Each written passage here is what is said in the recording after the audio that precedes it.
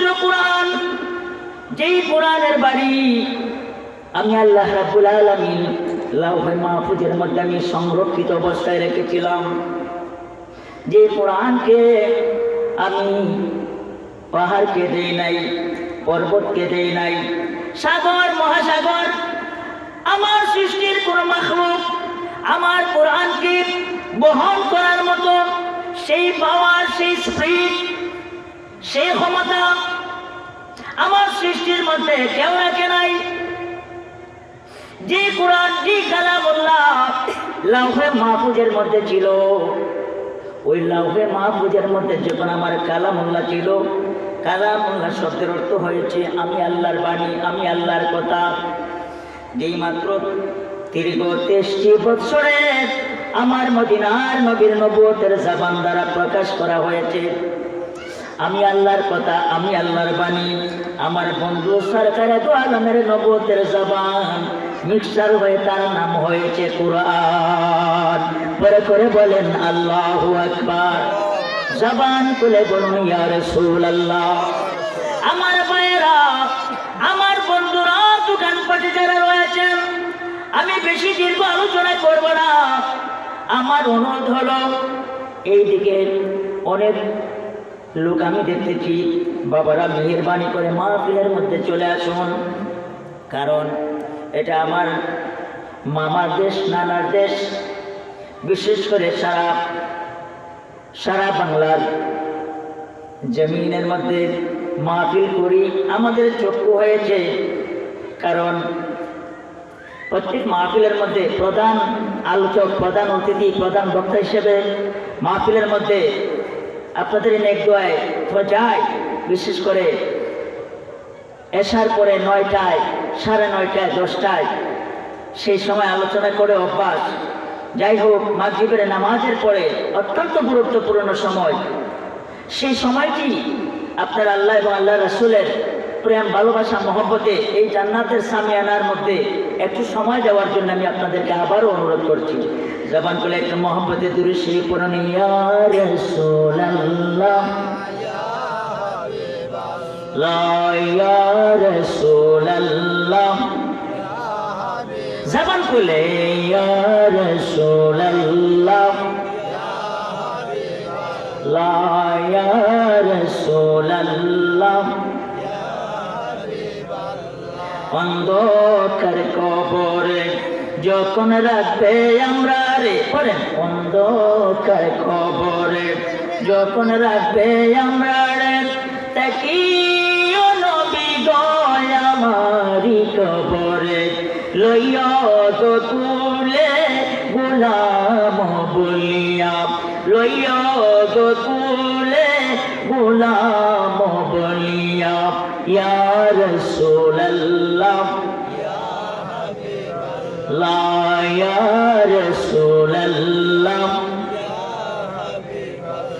মাতা পিতা যাহাদের অন্ধকার কবরে, পড়েন, মাতা পিতা যাহাদের অন্ধকার কবরে, রাখিও নবী গো মায়ারি নজরে, গায়েবের খবর তুমি দেনেওয়ালা, গোপনের খবর, হাদিসের খবর তুমি দেনেওয়ালা, ইয়া রাসূলুল্লাহ, লা ইয়া রাসূলুল্লাহ। গভীর মনোযোগ আমার ভাইয়েরা, আমার পর্দানিশীর মা বোনেরা, আমার যুবক বন্ধুরা, আমার কৃষক শ্রমিক মেহনতি ভাইয়েরা, স্কুল কলেজ মাদ্রাসার ছাত্র বাবারা, এই পৃথিবীর জমিন, যে জমিনের মধ্যে আমরা এসেছি, সেই জমিন থেকে আবার আমরা বিদায় নিয়ে যাব। যে জায়গার নাম হয়েছে আলমে বরজখ, যে জায়গার নাম হয়েছে কবর, ওই কবরের মধ্যে আমরা যখন সবাই চলে যাব, ওই কবরের মধ্যে যেদিন আপনার আমার বিছানা হয়ে যাবে, যেই ঘরের মধ্যে সাথী নাই, বাতি নাই, যেই ঘরের মধ্যে বন্ধু নাই, যেই ঘরের মধ্যে বান্ধব নাই, যেই ঘরের মধ্যে এত আদরের স্ত্রী, যেই স্ত্রীকে 10 লক্ষ টাকা মোহর ধার্য করে, যে স্ত্রীকে 5 ভরি স্বর্ণ দিয়া বিবাহ করে বাড়ির মধ্যে আনলাম, সেই স্ত্রী পর্যন্ত বিধবা হয়ে যাবে। সেই স্ত্রী দুনিয়ার মধ্যে পড়ে থাকবে। যে ছেলে, যে মেয়েদেরকে এত আদর করলাম, এত সোয়াদ করলাম, এত মায়া করলাম, যে সন্তান আমার সঙ্গে যাবে না, আমার স্ত্রী আমার সঙ্গে যাবে না, আমার ভাই যাবে না, আমার বন্ধু যাবে না, বান্ধব যাবে না, স্ত্রী পুত্র কেউ যাবে না, চেয়ারম্যান মেম্বার কেউ যাবে না, এলাকার কোন মন্ত্রী মিনিস্টার কেউ যাবে না, ওই নির্জন কবর, ওই কবরের মধ্যে আপনি চলে যাবেন, আমি চলে যাব। সেই কবরের মধ্যে যাওয়ার আগে সেই কবরের সামান জোগাড় করার দরকার আছে কি নাই? জোরে বলুন, আছে কি নাই? কার কার দরকার আছে? 2 হাত তুলে বলুন। আল্লাহ যেন কবুল করেন, জোরে বলুন আমিন। একদিন মাটির ভিতরে হবে ঘর রে মন আমার, কেন বান্ধ দালান ঘর? একদিন মাটির ভিতরে হবে ঘর রে মন আমার, কেন বান্ধ দালান ঘর? স্ত্রী পুত্র আত্মীয় স্বজন সবই হবে সেই দিন পর, মাটির ঘর হবে সেই দিন তোমার নির্জন ঘর। স্ত্রী পুত্র আত্মীয় স্বজন সবই তোমার হইবে পর, বাঁশের কাঠির নির্জন হবে ঘর রে মন আমার, কেন বান্ধ দালান ঘর? জবান খুলে বলুন, একদিন মাটির ভিতরে হবে ঘর রে মন আমার, কেন বান্ধ দালান ঘর? কথা বলেন ঠিক কিনা? আমার ভাইয়েরা, আমার বাবারা, আমার পর্দানিশীর মা বোনেরা, আপনারা বলতে পারেন, হুজুর আমার 2টা মেয়ে রয়েছে, আমার একটা মেয়েকে আমি ডিপ্লোমা ইঞ্জিনিয়ারিং লাইনে আমি লেখাপড়া করাবো, উচ্চ শিক্ষায় শিক্ষিত করাবো। আমি আমার মেয়েটাকে ফ্রান্সের মধ্যে যদি পাঠাতে হয় ফ্রান্সে পাঠাবো, যদি লন্ডন আমেরিকা যুক্তরাজ্যের মধ্যে যদি সেই জায়গার মধ্যে যদি শিক্ষা অর্জন করাতে হয় সেই জায়গার মধ্যে আমি পাঠাবো। এ আমার মায়া, এ আমার মা বোনেরা, হে আমার যুবক বন্ধুরা, এই যে জল্পনা কল্পনা সেটা একেবারে বেহুদা। আজকের রাত্রে যদি রে মা,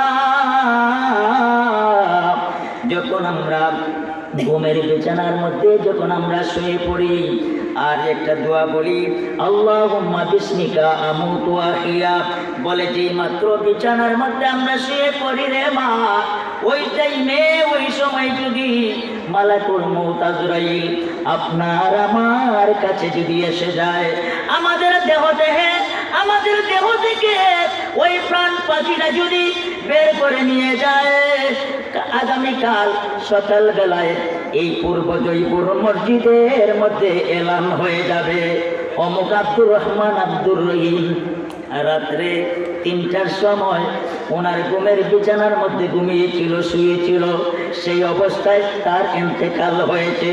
সেটা মাইকে এলান হবে কি হবে না? জোরে বলুন, এলান হবে কি হবে না? জবান খুলে বলুন, এলান হবে কি হবে না?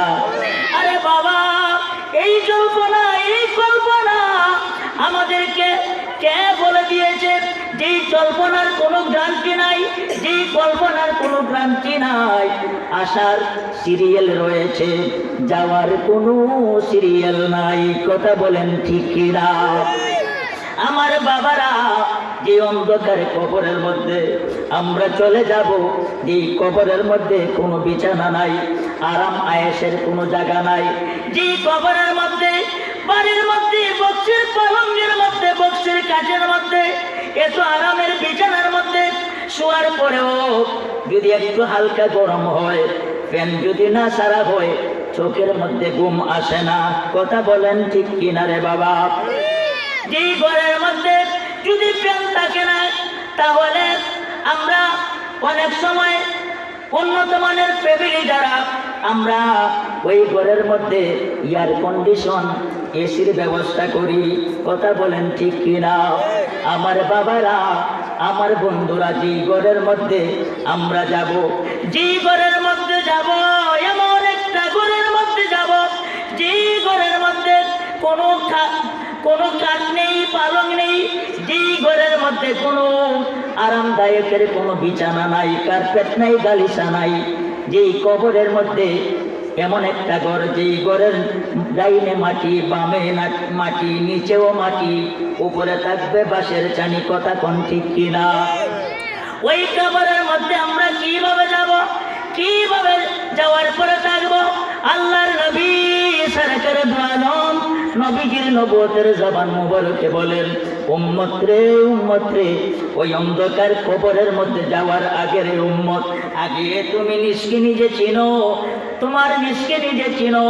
হক্কানি রাব্বানি পীর মাশায়েখের সহবতে, হক্কানি রাব্বানি পীর মাশায়েখের সহবতে তুমি যেই পীর মাশায়েখের কাছে বায়াতে রাসূল গ্রহণ করেছো, ওই মুর্শিদের সহবতে যদি তুমি কিছুক্ষণ সময় মাঝে মাঝে যদি তাদের কাছে যদি তুমি বসতে পারো, তাদের কাছে যদি তুমি সময় দিতে পারো, ও উম্মত, তোমার মাথা থেকে পা পর্যন্ত তোমার অষ্ট অলঙ্কারের মধ্যে নয়টা তোমার যে একটা ঘর, ওই ঘরের মধ্যে 9টা দরজা জানালা রয়েছে। এই 9টা দরজা জানালা রয়েছে এবং এই ঘরের ভিতরে 30 কোটি পরমাণু দ্বারা আমার আল্লাহ তোমার ঘরটাকে, তোমার দেহটাকে আমার আল্লাহ সৃষ্টি করেছেন, আবিষ্কার করেছেন। বড় করে বলেন আল্লাহু আকবার। জবান খুলে বলুন ইয়া রাসূলুল্লাহ। আমার বন্ধুরা, আমার প্রিয় উপস্থিতিগণ, আপনারা গভীর মনোযোগ সেই দিকে নজর রাখবেন। আপনারা বলবেন, পীর মাশায়েখের সহবতে আমরা কেন যাব? পীর মাশায়েখের কাছে কেন বায়াতে রাসূল গ্রহণ করব? পীর মাশায়েখের তরিকতের মাহফিলের মধ্যে আমরা কেন যাব, কেন সময় দিব? এই সময়টা যদি বাজারের মধ্যে যাই, চায়ের স্টলের মধ্যে যদি কিছু আড্ডা দিতে পারি, আমার বন্ধু বান্ধবেরা খুশি হবে। আমার বন্ধু বান্ধবের কাছে একটু সময় দিতে পারলে তারা একটু আনন্দ পাবে। আমার বাবারা, সেই কথা ঠিক আছে, সমাজ রক্ষা করার কথা আমি নিষেধ করি নাই, সমাজ রক্ষা করবেন। কিন্তু সব সময় যদি দুনিয়ার লালসের মধ্যে পড়ে, স্ত্রী পুত্র মায়ার মধ্যে যদি আমরা হাজিয়া মজিয়া যদি আমরা পড়ে থাকি, আমার আল্লাহকে, আমার রসুলকে যদি আমরা ভুলে যাই, তাহলে আমাদের অবস্থা কেমন হবে? যে অবস্থা, যে জায়গার মধ্যে আমরা যাব, যে জায়গার মধ্যে আপন বলতে কেউ নাই, যে ঘরের মধ্যে বাতির কোনো ব্যবস্থা করা হবে না, এসির কোনো ব্যবস্থা নাই, ফ্যানের কোনো ব্যবস্থা নাই, আরামদায়ক বিছানার কোনো ব্যবস্থা নাই, ওই নির্জন ঘরের মধ্যে যাওয়ার পূর্বে রে বাবা, সেই নির্জন ঘরের সামানা জোগাড় করার দরকার আছে কি নাই? সেই ঘরের একমাত্র সামানা হচ্ছে একমাত্র নিজের ঈমান এবং আমলকে যদি আমরা মজবুত রেখে আমল করে, যদি আমলের সালিহা যদি আমরা করে কবরের মধ্যে যেতে পারি, আমলে সালিহার মধ্যে সবচেয়ে বড় আমল, সবচেয়ে বড় আল্লাহর ডিউটি হয়েছে নামাজ। বড় করে বলেন আল্লাহু আকবার। জবান খুলে বলুন ইয়া রাসূলুল্লাহ। আমার বন্ধুরা, আমার প্রিয় উপস্থিতি, আমরা যদি 5টি ওয়াক্ত নামাজটা যদি আমরা আদায় করতে পারি, আল্লাহ এবং আল্লাহ রাসূলের প্রতি যদি আমাদের প্রেম ভালোবাসাটা সঠিক রাখিয়া ওই কবরের মধ্যে যদি যাইতে পারেন রে বাবা, আমার আল্লাহ বলেন, বান্দারে, যদি তোমার ঈমানটাকে যদি মজবুত রেখে, আমলটাকে যদি সৌন্দর্য রেখে ওই কবরের মধ্যে যাইতে পারো রে বান্দা, ওই কবরটাই হবে তোমার জন্য জান্নাতের বাগান। আর দুনিয়ার লালচের মধ্যে পড়িয়া, বন্ধু বান্ধবের প্রেমে ভালোবাসার মধ্যে পড়িয়া আমি আল্লাহকে যদি তোমরা ভুলে যাও, আমার বন্ধু নবীর প্রেম ভালোবাসা থেকে যদি তোমরা দূরে সরে যাও, তাহলে সেই কবরের মধ্যে গেলে তোমাদের উপায় থাকবে না, উপায় থাকবে না। ওই কবরটাই হবে তোমাদের জন্য জাহান্নামের গাড়া। বড় করে বলেন নাউযুবিল্লাহ। আমার ভাইয়েরা, আমার বাবারা, আমার রাসূল প্রেমিক বন্ধুরা, ওই অন্ধকার কবরের কথা, এটা ভয়ঙ্করের জায়গা। সেই কবরের মধ্যে আমরা যাব। কত কবরটা হয়েছে আখিরাতের প্রথম ঘাঁটি। এটা এমন একটা ভয়ের জায়গা, এমন একটা নির্জন জায়গা, যেই জায়গার মধ্যে আমরা থাকবো একদিন নয়, 2 দিন নয়, 1 বছর নয়, 2 বছর নয়, হাজার হাজার বছর সেই কবরের মধ্যে থাকতে হবে। আমার বাবারা, আমার রাসূল প্রেমিক বন্ধুরা, আল্লাহর নবী সরকারে দু আলম রাসূল আরবীর নবুয়তের জবান মুবারকে বলেন, উম্মত রে, যেই কবরের কথা প্রায় সময়ই আমার জলিল কদর সাহাবী, আল্লাহর দরবারের একজন শ্রেষ্ঠ মকবুল সাহাবী, যিনি 2টা নূরের অধিকারী ছিলেন, যিনি নাম হলো হযরতে উসমান বিন নুরাইন। বড় করে বলেন আল্লাহু আকবার। ওই হযরতে উসমান বিন নুরাইন, তিনি এত বড় উচ্চ মাকামের একজন আল্লাহর নবীর সাহাবী ছিলেন, যে সাহাবী তিনি দুনিয়ার মধ্যে আশারে মুবাশশারার মধ্যে একজন বেহেশতের সনদপ্রাপ্ত সাহাবী। বড় করে বলেন আল্লাহু আকবার। ওই হযরতে উসমান বিন নুরাইন সদা সর্বদা চোখের পানি ছেড়ে ছেড়ে তিনি কাঁদতেন। হঠাৎ একদিন তিনি সেজদার মধ্যে পড়ে তিনি হাউ হাউ করে কাঁদতেছেন, চোখের পানি ছেড়ে কেমন ভাবে কাঁদতেছেন। কাঁদতে কাঁদতে ওনার চক্ষুটা খুলে গেল, ওনার চেহারাটা পরিবর্তন হয়ে গেল। কিছুক্ষণ পরে আমার প্রিয় নবীজির দরবারে গেলেন। আমার প্রিয় নবীজির দরবারে যখন গেলেন, আমার নবীজি মসজিদে নববীর মধ্যে ছিলেন, সাহাবায়ে কেরামদেরকে নিয়ে তিনি আলোচনা করতেছেন। সেই অবস্থায় হযরতে উসমান বিন নুরাইন আমার নবীজির কদম মোবারকের কাছে গিয়ে সালাম দিলেন, আসসালাতু ওয়াসসালামু আলাইকা ইয়া রাসূলুল্লাহ, ওয়া রাহমাতাল লিল আলামিন, আপনি কেমন আছেন? আমার নবীজি বলেন, এরে উসমান বিন নুরাইন, আমি রাসূল তো ভালো আছি। উসমান বিন নুরাইন, তোমার চক্ষু কেন ফোলা ফোলা দেখা যায়? আমার রাসূল জানেন কি জানেন না? জোরে বলুন, জানেন কি জানেন না? এরপরে আমার নবীজি বলেন, আরে উসমান বিন নুরাইন, তোমার চক্ষুগুলো আমি ফোলার ভাব দেখতেছি, তোমার চেহারাটা দেখা যায় কান্নার ভাব। তার কারণ কি? যেই মাত্র আমার নবীজির নবুয়তের জবান মোবারকে সেই কথা বললেন, সেই কথা বলা শোনার সাথে সাথে হযরতে উসমান বিন নুরাইন চোখের পানি ছেড়ে হাউ মাউ করে তিনি কান্না শুরু করলেন। আমার নবী বলেন, উসমান বিন নুরাইন, তুমি এইভাবে কেন কাঁদতেছ রে উসমান বিন নুরাইন? হযরত উসমান বিন নুরাইন বলেন, রাসূল গো, ইয়া রাসূলুল্লাহ, ইয়া রাসূলুল্লাহ, ওগো ইয়া রাহমাতাল লিল আলামিন, আমি এই জন্য কাঁদি, আমি দুনিয়ার সম্পদের জন্য কাঁদি না গো রাসূল। আমি উসমান, আমার একটা লকব হয়েছে উসমান গনি, জাজিরাতুল আরবের মধ্যে ছিলাম সবচাইতে আমি বড় ধনী।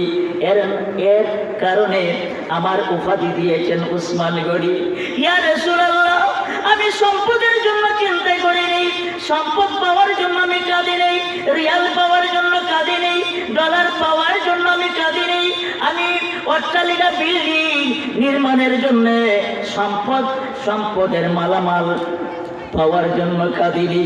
ইয়া রাসূলুল্লাহ, ইয়া রাহমাতাল লিল আলামিন, আমি উসমান বিন নুরাইন, আমার অন্তরের মধ্যে সদা সর্বদা আমি শুধু মরণের চিন্তা, মরণের ভয়ের কথা আমার যখন স্মরণ হয়, তখন আমার বুকটা বেঁধে রাখতে পারি না, আমার চোখের পানি আমি বন্ধ রাখতে পারি না। ইয়া রাসূলুল্লাহ, যেই কবরের মধ্যে মা যাবে না, বাবা যাবে না, কেউ যাবে না, সেই অন্ধকার কবরের মধ্যে আমি কিভাবে থাকবো? ওই অন্ধকার কবরের মধ্যে আমি কিভাবে দিন কাটাবো? ইয়া রাসূলুল্লাহ, ওই কবরের চিন্তায় আমি সদা সর্বদা ওগো ইয়া রাসূলুল্লাহ, আমার কান্নাটা আমি নিবারণ করতে পারি না, কান্না বন্ধ করতে পারি না। এই জন্য আমি সদা সর্বদা কাঁদি। এই কাঁদতে কাঁদতে আমার মুখমণ্ডল ফুলে গেছে, চক্ষুগুলা ফুলে গেছে। ইয়া রাসূলুল্লাহ, আপনি আমাকে একটু সান্ত্বনা দেন, আপনি আমাকে একটু পরকালের কথা আমাকে শোনাইয়া দিন। আখিরাতের জিন্দেগানি আমি কিভাবে দিন কাটাবো? ওই কবরের মধ্যে যাওয়ার আগে আমি সেই কবরের সামানা কি নিতে হবে? আমার নবীজি বলেন, আরে উসমান, তুমি তো জান্নাতের একজন মেহমান। আরে উসমান জিন্নুরাইন, যে নবীজির কদমের মধ্যে তোমার ধন সম্পদ সব কিছু তুমি কুরবান করেছো, যে আল্লাহর রাহে, আল্লাহর পথে তোমার ধন সম্পদ সব কিছু তুমি বিলীন করেছো। তুমি তোমার নবীজির প্রেম, ভালোবাসা, মহব্বতের, এমনকি তুমি বিভিন্ন নলকূপ পর্যন্ত, বাগান পর্যন্ত তুমি আল্লাহর রাস্তায় দান করেছো। তুমি আশারে মুবাশশারার মধ্যে একজন বেহেশতি, একজন জান্নাতি। এরপরেও তুমি কেন চিন্তা করতেছো? কবরের জন্য কেন তুমি ভয় করতেছো? আরে উসমান জিন্নুরাইন, তুমি চিন্তা করো না। উসমান রে, যেই দিন তোমার দুনিয়ার জিন্দেগানি শেষ হয়ে যাবে রে উসমান জিন্নুরাইন, যেই দিন তুমি কবরের মধ্যে চলে যাবে রে উসমান জিন্নুরাইন, তোমার আপনজন, তোমার আত্মীয় স্বজন যখন সাদা মার্কিন কাফনের কাপড় পরাইয়া যখন ওই কবরের মধ্যে, জাজিরাতুল আরবের কবরস্থানের মধ্যে, আমি রাসূলের মিল্লাতের মধ্যে যখন তোমাকে রাখবে, তোমার দেহটা ওই কবরের মধ্যে রাখতে দেরি হবে, সঙ্গে সঙ্গে আমি মদিনাওয়ালার নবুয়তের হাতের মধ্যে তুমি উসমান জিন্নুরাইনকে রিসিভ করতে দেরি করব না। বড় করে বলেন আল্লাহু আকবার। জবান করে বলেন ইয়া রাসূলুল্লাহ। আমার পূর্ব জয়পুর এলাকার যুবক বাবারা, আমার পূর্ব জয়পুর এলাকার আমার মা বোনেরা, আপনারা এই দুনিয়ার মধ্যে আমার আল্লাহ আপনাদেরকে এই বিশাল পৃথিবীর মধ্যে আমার নবী সরকারে দু আলমের উম্মত বানাইয়া পৃথিবীর মধ্যে পাঠিয়েছেন। 16 আনা পুঁজি দিয়া আমার আল্লাহ মহাজন আপনাকে দুনিয়ার মধ্যে পাঠিয়েছে। কথা বলেন ঠিক কিনা? আমার মা বোনেরা, কিসের দুনিয়া, কিসের বাড়ি, কিসের ঘর, কিসের বিল্ডিং, কিসের অট্টালিকা? এ আমার মা বোনেরা, আপনারা আখিরাতের কথা স্মরণ করুন, নামাজ পড়ুন, স্বামীর সেবা করুন, স্বামীর খেদমত করুন, স্বামীর সেবা করবেন, স্বামীর কদমের নিচে আপনার জান্নাত। বড় করে বলেন আল্লাহু আকবার। আমার মা বোনেরা, আপনারা বলতে পারবেন, হাফিজি সাহেব হুজুর, আমরা অনেক চেষ্টা করেছি, স্বামীর পায়ের নিচে অনেক তালাশ করেছি, খুঁজাখুঁজি করেছি, বেহেশত তো পাই নাই, বেহেশত তো দেখি নাই। মা গো মা, ও আমার মা বোনেরা, সেই জান্নাত স্বামীর পায়ের নিচে যদি আপনি গর্ত করেন, তালাশ করলে আপনি সেই বেহেশত আপনি পাবেন না। মারে মা, আপনার স্বামীর যদি সঠিকভাবে হক আদায় করেন, আপনার স্বামীটা যদি বেনামাজি হয়, আপনার স্বামী যদি বেরোজগারি হয় রে মা, আপনার স্বামীকে যদি আপনি সৎ উপদেশ দিয়া বেনামাজি স্বামীকে যদি নামাজি বানাইতে পারেন, বেরোজগারি স্বামীকে যদি আপনি রোজগারি বানাইতে পারেন, মারে মা, যেই দিন এই দুনিয়ার জিন্দেগানি আপনার শেষ হয়ে যাবে, আখিরাতের জিন্দেগি, আখিরাতের প্রথম মঞ্জিল, প্রথম গাছি হলো আপনার কবর। ওই কবরের মধ্যে রে মা যাইতে দেরি হবে, সঙ্গে সঙ্গে আমার আল্লাহ আপনার কবরটাকে কিয়ামত পর্যন্ত জান্নাতের বাগান করে দিবে। বড় করে বলেন আল্লাহু আকবার। জবান খুলে বলুন ইয়া রাসূলুল্লাহ। মারে মা, আমার আল্লাহ কুরআনুল কারীমের মধ্যে বলেছেন, আর রিজালু বড় করে বলেন আল্লাহু আকবার। আর রিজালু কাওয়ামুনা আলান নিসা, রাজুলুন শব্দের অর্থ হয়েছে পুরুষ, রাজুলুনের বহু বচন হয়েছে আর রিজাল। বড় করে বলেন আল্লাহু আকবার। যেইভাবে একটা বাগান আপনার এলাকার মধ্যে যদি একটা ফুলের বাগান অথবা একটা ফলের বাগান, আপনি যদি বাগান বিভিন্ন ফল ফুলের গাছ লাগিয়ে যদি একটি ফুলের বাগান আপনি যদি সাজান, একটা ফুলের বাগান যদি আপনি গড়তে পারেন, সেই ফুলের বাগানটাকে তত্ত্বাবধানের জন্য একজন প্রহরীর ব্যবস্থা করেন। কথা কোন ঠিক কিনা? প্রহরী কি বুঝেন? পাহারাদার। কথা বলেন ঠিক কিনা?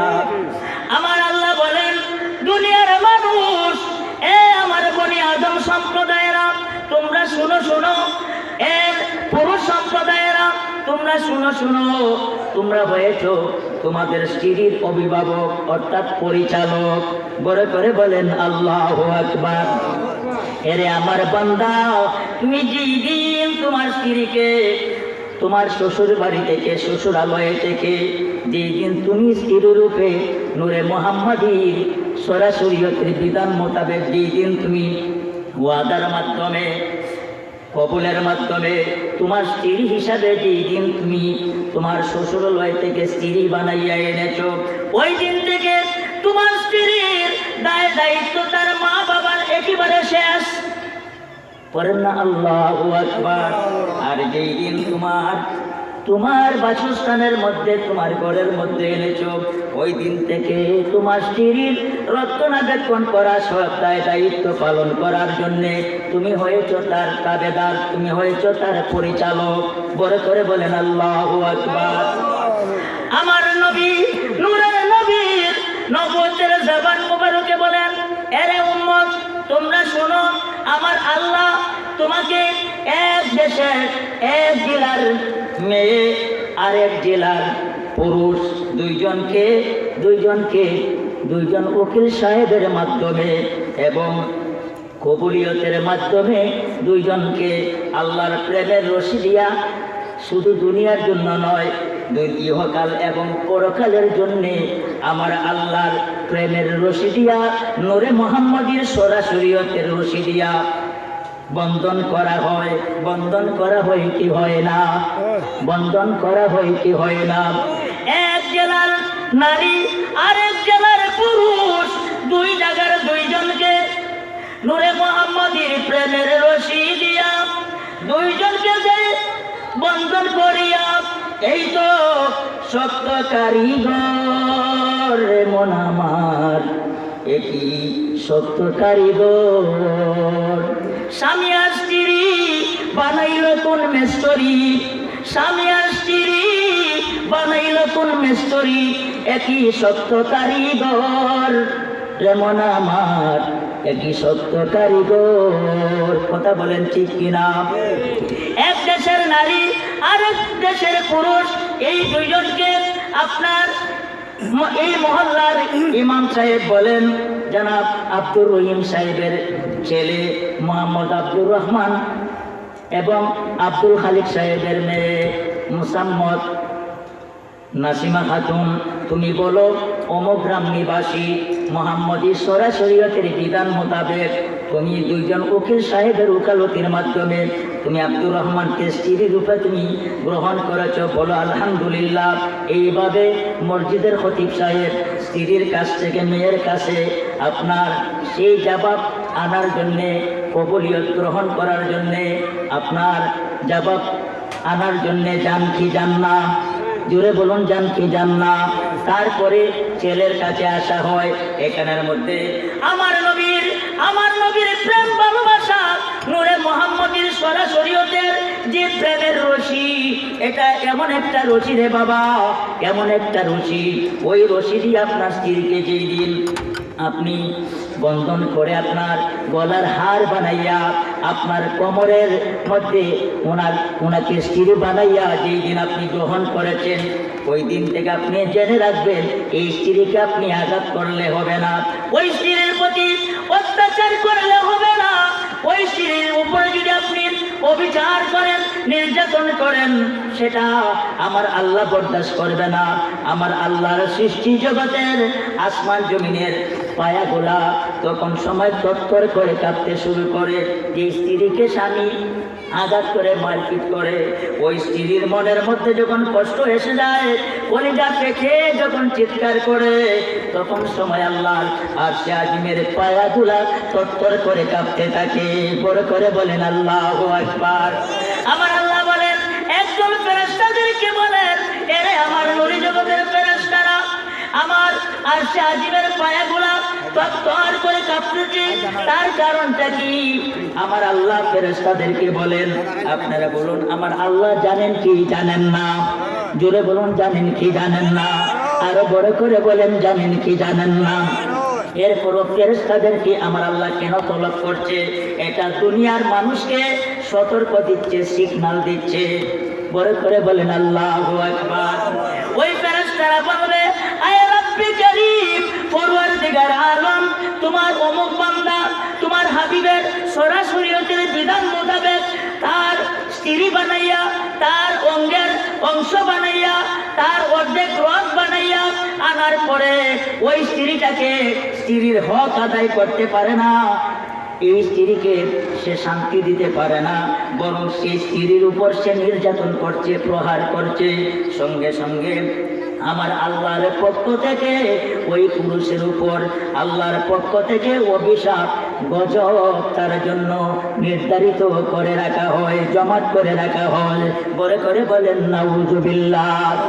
আমার বাবারা, আমার রাসূল প্রেমিক বন্ধুরা, স্ত্রীর উপরে নির্যাতন করবেন না, স্ত্রীর মাথার চুলের মধ্যে ধরে আঘাত করবেন না, আঘাত করবেন না, সেটা আমার আল্লাহ বরদাস্ত করে না, আমার মদিনাওয়ালা সেটা বরদাস্ত করে না।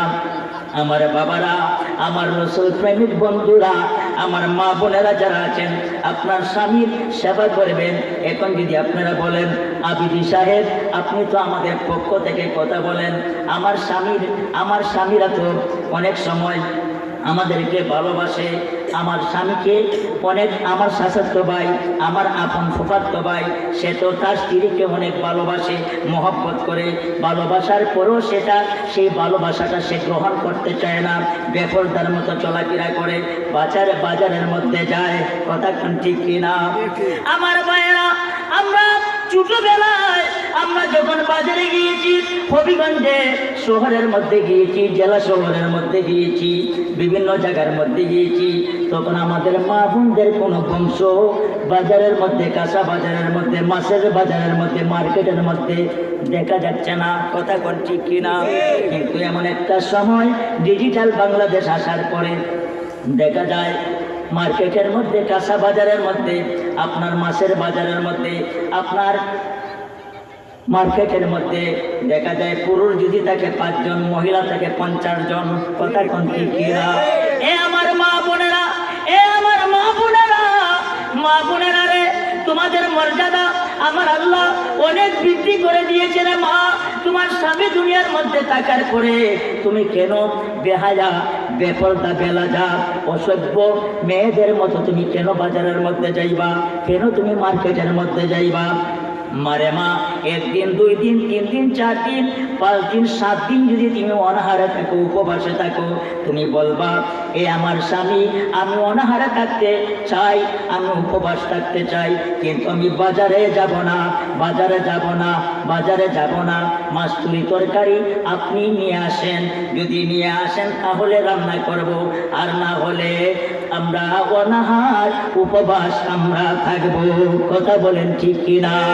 এ আমার মা বোনেরা, আপনি একজন মহিলা হইয়া আপনার স্বামীকে যদি আপনি বাজারের মধ্যে পাঠাইতে পারলেন না, তরকারি, ফলমূল, মাছ, ডাল, এগুলো যদি আপনি আনাইতে পারলেন না, আপনি কিসের স্ত্রী হলেন? আপনি কেন বেপরদা হইয়া, কেন আপনি পুরুষের মুখ দেখবেন? আপনারা বলবেন, আবিদি সাহেব, আমার মেয়ে, আমার স্ত্রী বোরকা পরিধান করে বাজারের মধ্যে যায়, সে তো পর্দার মধ্যে যায়। হ্যাঁ ঠিক আছে, কিন্তু স্বামী যদি দুনিয়ার মধ্যে না থাকে, যদি আপনজন কেউ দুনিয়ার মধ্যে না থাকে, তাহলে হেজাব ব্যবহার করে পর্দা পুশিদার মাধ্যমে স্ত্রী বাজারের মধ্যে গিয়া মাছ তরকারি আনার বিধান আছে। কথা কোন ঠিক কি না? কিন্তু স্বামী দুনিয়ার মধ্যে থাকার পরে, ভাই আপনজন বাড়ির মধ্যে থাকার পরে, সে কেন বুরকা লাগিয়ে হেজাব করিয়া কেন মার্কেটের মধ্যে যায়? এ আমার মা বোনেরা, আপনারা বলবেন আমি কালো বোরকা পরিধান করাইয়া, কালো বোরকা পরিধান করে হিজাব মাথার মধ্যে মুখমণ্ডল ঘুরে আমি মিরপুর বাজারে যাই, এটার মধ্যে আবার আপনি কেন এই ফতোয়া দিচ্ছেন? মারে মা, আপনি যে বাজারে যাচ্ছেন গো মা, আপনার সমস্ত অঙ্গ প্রত্যঙ্গটা ঢাকা রয়েছে কথাটি, কিন্তু আপনার চক্ষু তো বন্ধ না, আপনার চক্ষু দিয়ে তো বেগানা পুরুষকে দেখতেছেন। কথা বলেন ঠিক কি না? আমার ভাইয়েরা, আল্লাহর নবী সরকার দু আলম রাসূল আরবি হযরত মা আয়েশা সিদ্দিকা রাদিয়াল্লাহু তাআলা আনহা কিনিয়া তিনি দ্বীনের আলোচনা করতেছেন। বলে করে বলেন আল্লাহু আকবার, জবান খুলে বলুন ইয়া রাসূলুল্লাহ। আমার নবী এই আলোচনার ভিতরে দিয়া মা আয়েশা সিদ্দিকাকে বলেন, আয়েশা রে, আয়েশা রে, আয়েশা, তুমি এই মুহূর্তে তুমি পর্দার মধ্যে তুমি চলে যাও।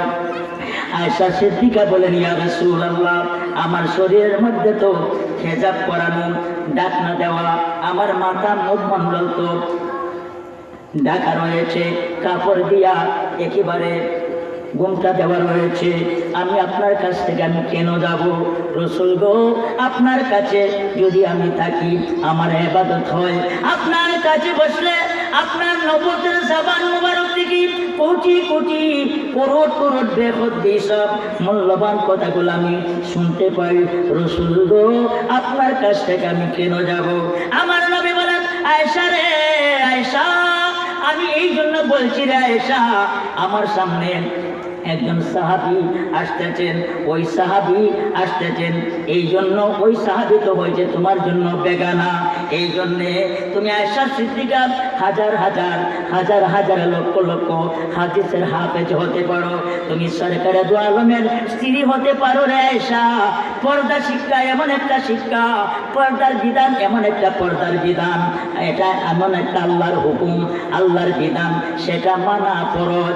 যেভাবে 5 ওয়াক্ত নামাজ পড়া যেভাবে ফরজ, পর্দা করো ফরজ, যেইভাবে আল্লাহর হুকুম পালন করা ফরজ, ঠিক এইভাবে বেগানা একজন পুরুষ থেকে আলাদা পর্দা করা একজন নারীর জন্য ফরজ, এবং বেগানা একজন মহিলার কাছে যাওয়া একজন পুরুষেরও পর্দা করা ফরজ। বলে করে বলেন আল্লাহু আকবার। এর আয়েশা, এই মুহূর্তে আমার কাছ থেকে একটু আড়ালের মধ্যে তুমি চলে যাও, পর্দার মধ্যে চলে যাও। আয়েশা সিদ্দিকা বলেন, ইয়া রাসূলুল্লাহ, আমার শরীরের মধ্যে তো হেজাব রয়েছে, পর্দা রয়েছে, আমি তো, উনি তো আমাকে দেখবে না। আমার নবীজি বলেন, আয়েশা রে, আয়েশা, যদি ওই সাহাবী যদি তোমাকে নাও দেখে, তোমার চক্ষু তো আর বন্ধ না, তোমার চক্ষু দ্বারা তো ওই বেগানা সাহাবীকে তুমি দেখবে। করে করে বলেন আল্লাহু আকবার। এ আমার পূর্ব জয়পুর এলাকার আমার মা বোনেরা, আমার যুবক বাবারা, স্কুল কলেজ মাদ্রাসার ইউনিভার্সিটি আমার ছাত্র বাবারা, আমার যুবক বন্ধুরা, আপনার স্ত্রীকে আর মার্কেটের মধ্যে যেতে দিবেন না, মার্কেটের মধ্যে ছেড়ে দিবেন না, মার্কেটের মধ্যে ছেড়ে দিবেন না। বাজার হাট যা কিছু লাগে আপনি নিজে করবেন, আপনার স্ত্রীকে পর্দার মধ্যে রাখবেন। মা আয়েশা সিদ্দিকার বেলায় যদি এত বড় সত্য বিধান আমার আল্লাহর পক্ষ থেকে, আমার মদিনাওয়ালার পক্ষ থেকে যদি এত বড় সত্য বিধান যদি আইন যদি জারি হতে পারে, তাহলে আপনার আমার মা বোনদের কি অবস্থা হবে? যার কোনো তুলনা নাই। কথা বলেন ঠিক কিনা? আমার আলোচনা কি আপনারা রাগ করছেন? আমার মা বোনেরা তো রাগ করবেন, কারণ আমার হক আমি আদায় করে যাচ্ছি। গ্রহণ করা আর না করে এটা হচ্ছে আমার মা বোনদের ইচ্ছা, কিন্তু আমার হক আমি আদায় করতে হবে। কথা বলেন ঠিক কিনা? আমার এই মসজিদ পরিচালনা কমিটির আমার বাবারা এত ক্লান্ত পরিশ্রম করে আজকের এই মাহফিল আপনাদেরকে উপহার দিয়েছেন। সকল কবরবাসী মুর্দেগানের রুহের মাগফিরাতের জন্য মা বোনদের যদি উপকার না হয়, পরকালে যদি নাজাতের উসিলা না হয়, সে মাহফিলের কি কোনো মূল্য আছে? কোনো মূল্য আছে? মূল্য নাই। তাহলে ওই নবীর প্রেম ভালোবাসা মহব্বত নিয়ে নামাজ পড়বেন, মা বোনের যারা আছেন পর্দা করবেন, স্বামীর সেবা করবেন। স্বামী যদি চোর হয়, ডাকাত হয়, লজ্জা হয়, বদমাইশ হয়, স্বামীর সাথে ধমক দিয়ে কোনো কথা বলা যাবে না। তার স্বামীকে শালীনতার মাধ্যমে, ভদ্রতার সঙ্গে, নম্রতার সঙ্গে স্বামীকে শালীনতার মাধ্যমে স্বামীকে বুঝিয়ে স্বামীকে আপনার হাতের মুঠের মধ্যে কন্ট্রোল করতে হবে। যদি আপনি কন্ট্রোল করে যদি আপনার স্বামীটাকে খারাপ পথ থেকে যদি ভালো রাস্তায় যদি আনতে পারেন, আপনার জান্নাত হবে হযরতে মা আসিয়া রাদিয়াল্লাহু তাআলা আনহার সঙ্গে। বলে করে বলেন আল্লাহু আকবার। মারে মা, এ আমার মা বোনেরা, আপনার স্বামীর ঘরের মধ্যে যদি অনাহারে তাকিয়া, উপবাসে তাকিয়া, কঠোর কষ্টে সহ্য করিয়া যদি আপনি আপনার স্বামীর ঘরে দাম্পত্য জীবন কাটাইতে পারেন গো মা, মা গো মা, এ আমার মা বোনেরা, হাজার হাজার লক্ষ লক্ষ বছর কবরের মধ্যেই পড়ে থাকতে হবে। ওই আখিরাতের জিন্দেগি আপনার শান্তিময় হবে। পরে করে বলেন আল্লাহু আকবার। সেই নবীজির মহব্বতে বেশি বেশি দুরূদ শরীফ পড়বেন, নামাজ পড়বেন, নামাজের পর বেশি বেশি দুরূদ পড়বেন। একটু মহব্বতে দুরূদ শরীফ পড়েন। আল্লাহুম্মা সাল্লি আলা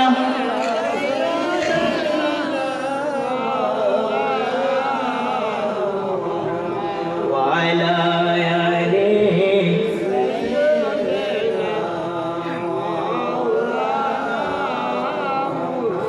জেরুসালেম হইলাম পয়দা মজতাহার প্রেমেতে, কবরেতে তাকিবে